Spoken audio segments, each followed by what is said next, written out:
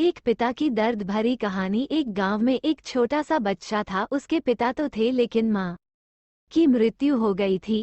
पिता सारा दिन काम करता और अपने बेटे को पाल पोस कर बड़ा करता है।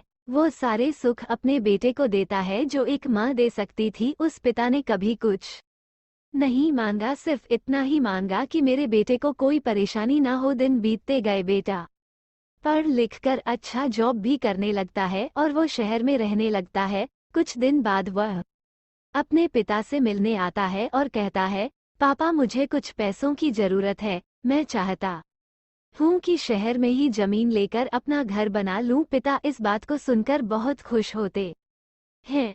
सोचते हैं कि मेरा बेटा है, एक ना एक दिन नाम करेगा। जिंदगी भर की बचाई हुई पूंजी को निकालकर अपने बेटे को दे देते हैं। बेटा शहर चला जाता है और उन पैसों से अपना घर बना लेता है। पिता इधर इंतजार करता रहता है कि मेरा बेटा फिर से आएगा, एक ना एक दिन तो मेरे पास आएगा ही। जाएगा कहाँ? उसके पास अब कोई नहीं जाता था, क्योंकि ना ही अब उस पिता के पास पैसे थे और ना ही रहने का जगह था।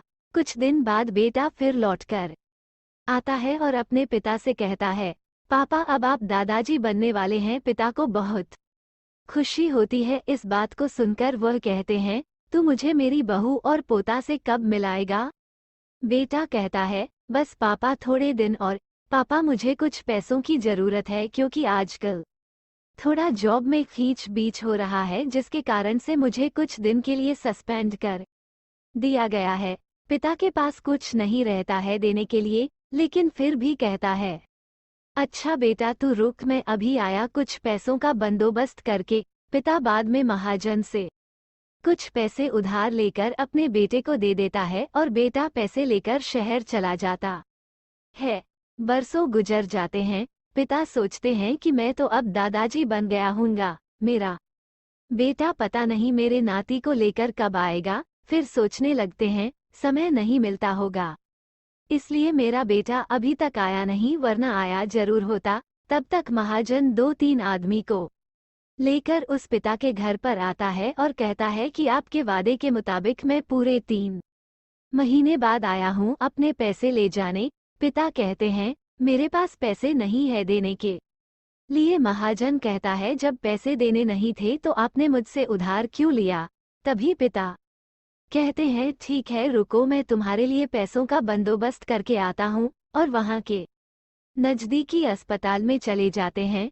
वहाँ जाकर अपना ब्लड डोनेट करते हैं और अपनी एक किडनी बेच देते हैं और उस महाजन का कर्ज छूटा कर देते हैं। किडनी बेचने के बाद उनकी स्थिति और भी खराब हो जाती है और वो उस राह में जी रहे होते हैं कि मेरा बेटा एक दिन आएगा जरूर। इस आस में जीते जीते एक दिन पिता की मृत्यु हो जाती है, परंतु उस बेटे को अपने पिता को आग देना भी नसीब नहीं हुआ। दोस्तों, एक पिता की दर्द भरी कहानी। हिंदी कहानी को पढ़ने के लिए धन्यवाद।